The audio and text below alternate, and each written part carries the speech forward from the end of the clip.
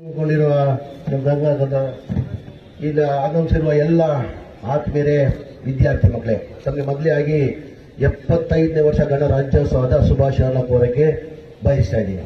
ಇವತ್ತು ಬಹಳ ಸಂತೋಷ, ಖುಷಿಯನ್ನು ತಂದಿದೆ. ಭಗವಂತ ನನಗೆ ಇವತ್ತು ಫ್ಲಾಗ್ ಹಾಸ್ ಮಾಡೋಕ್ಕೆ ವಿಜಯನಗರ ಜಿಲ್ಲೆಯಲ್ಲಿ ನನಗೆ ಅವಕಾಶ ಮಾಡಿಕೊಟ್ಟಿದ್ದಕ್ಕೆ ಇವತ್ತು ನಾವೆಲ್ಲ ನೆನೆಸ್ಕೊಳ್ಳೇಬೇಕಾಗ್ತದೆ.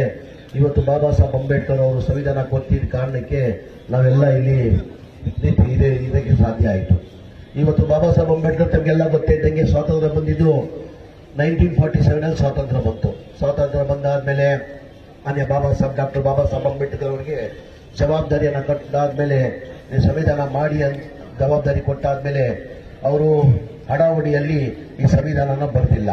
ಕಾಲಾವಕಾಶ ಕನಿಷ್ಠ 3 ವರ್ಷ ಅವರು ಕಾಲಾವಕಾಶನ ತಗೊಂಡ್ರು ಸಂವಿಧಾನ ಬರೆಯಕ್ಕೆ. ಏನಕ್ಕಂದ್ರೆ ನಾನು ಬರೆಯೋದು ಸಂವಿಧಾನದಿಂದ ಯಾವ ಸಮಾಜಕ್ಕೂ ಯಾರಿಗೂ